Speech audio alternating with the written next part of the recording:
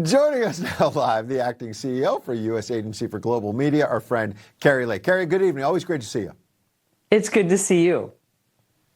You know, it's looking more and more like Zohran Mamdani is not a one-off. The socialists are running the Democrat asylum, and AOC says the president was the biggest impediment to peace. Really? He's known as the peace president.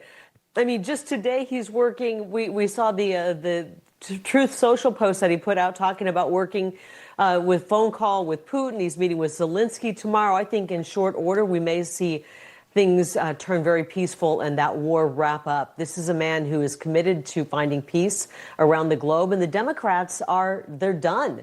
I mean, if you look at it, the American people know that Schumer is completely out of touch. He's out of his league when it comes to being a politician anymore.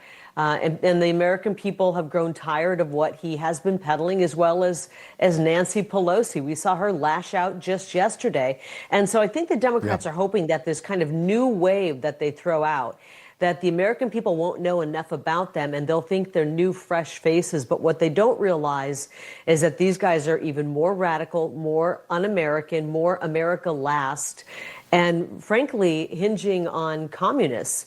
And that is what they're opening the door to in this country. If people don't wake up, we're in big trouble. Yeah, this socialist town hall on CNN was bonkers. I want to get your take on it in a moment. But first, here's what the White House social media team did. Republicans have been appealing to audiences, especially young people like myself, online using social media. Why does Republican messaging on social media seem so much more effective than Democratic messaging, and what can we do about it? Well, that's a great question. I think the Republicans are effective. They have learned a lot about social media. And by the way, it doesn't hurt that their friends own all of the major social media platforms. You know?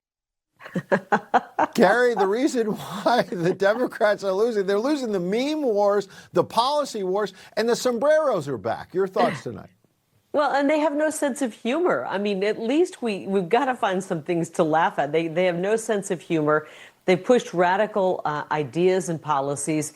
In many cases, they've created problems. For example, the border invasion, the wide open border, in order to pour billions of our hard-earned tax dollars at it and never fix it. And President Trump has come in and said, you know what, these problems are big. Many of them are really big, but we can fix them.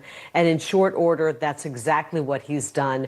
We're winning the meme war and the war on social media because more people are with us, more common sense people are with us, and they see the ridiculousness of what's being pushed by the other side.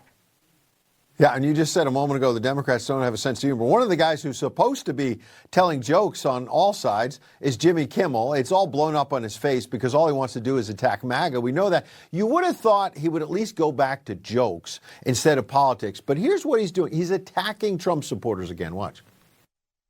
Antifa is just short for anti-fascist. It's not a club you can join. There are no membership dues, but they have matching signs. Okay, well, I guess we better round up these domestic terrorists, too. They look pretty matching to me. There's no chaos in Portland. None. There is no chaos in Chicago. There was no chaos in Los Angeles. They're pretending there's chaos as a pretense for a military takeover. This is obviously bonkers, right? But it started with Hillary Clinton saying deplorables. Joe Biden said you're garbage.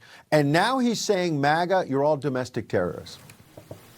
Yeah, and they use that one against moms who went to school board meetings. Remember, in the past, I guess they're revising that and bringing it back out, recycling that word.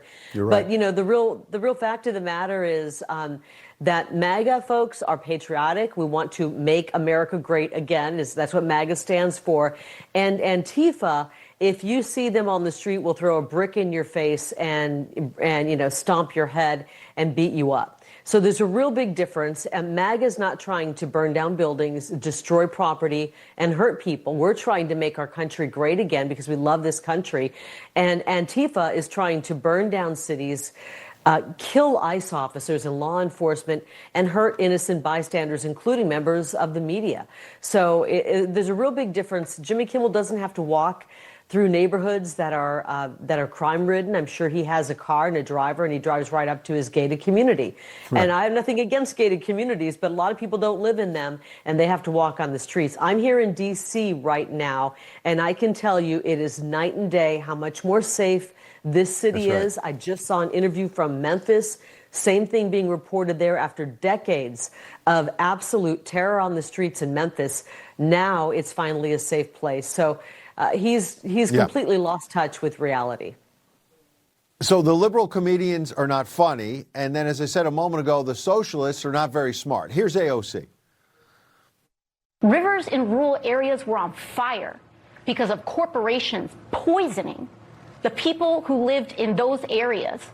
Poor middle-class communities getting poisoned and dumped on by corporations like Deloitte and 3M, pouring chemicals into these places.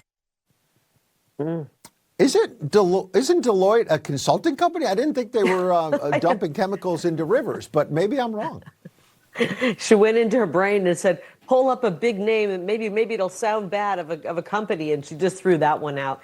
Where was she when Maui burned and the people were displaced and never were able to rebuild, in the Palisades? And what about when North Carolina suffered after the aftermath of the hurricane and were left high and dry with, actually they weren't left high and dry, they were left flooded and mudded out after those terrible raging floodwaters, and Joe Biden left them high and dry.